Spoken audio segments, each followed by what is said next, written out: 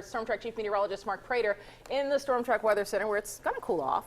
Yeah, it's going to cool off, but we have to battle rain, and that's not uncommon this time of the year. And technically, we are still in our second severe weather season in Alabama, but we have been very fortunate so far this year. Let's hope that trend continues. Let's start off with our storm track radar, though, and you'll see that across our area, actually, let's go to the tower camera. I do want to show you the current temperature. It's 64 degrees, dew point at 54, and winds out of the east-southeast at 10. Now, the humidity is at 70%. You can feel a little bit more of that moisture, but the dew points aren't into the 60s. And traditionally, when we see numbers into the 60s with our dew point, that means the atmosphere is capable of becoming more active, having more energy, and is much more tropical.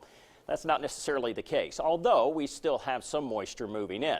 Storm track radar, though, as I mentioned, it's a little busier out to our north and west. Memphis getting a lot of rain tonight, and heavier showers through Little Rock and back into the Ozarks of northern Arkansas. But this is where the show has been, from Kansas into the panhandle of Oklahoma, northern Texas, all the way down close to San Angelo.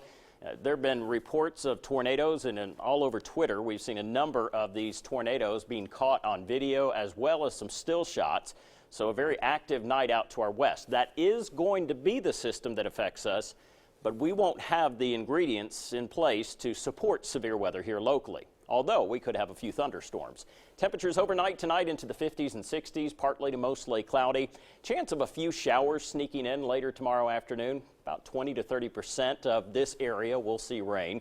Temperatures pretty warm. And then in East Alabama, very similar, but a little chilly for those of you in Gadsden, Etowah County, back into Cherokee County.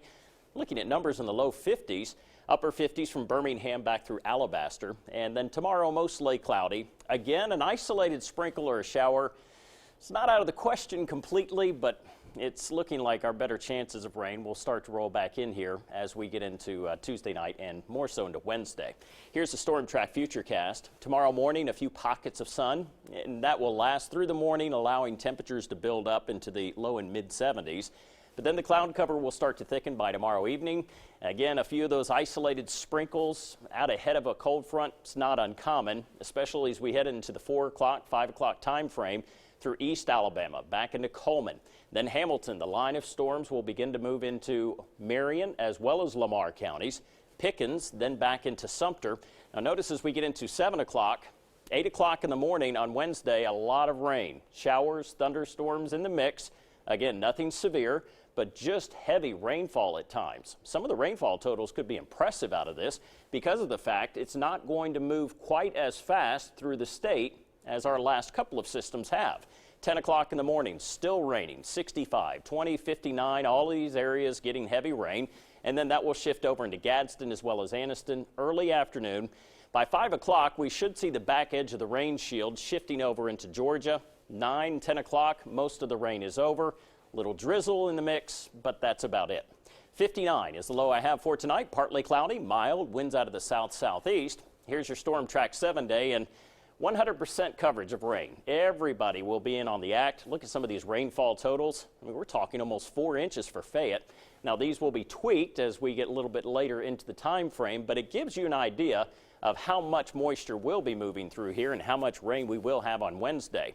And then we begin to cool down, but a second front passes through this weekend. We're back into the 50s and 60s for highs, Sherry, and overnight lows are headed back down to near the freezing mark.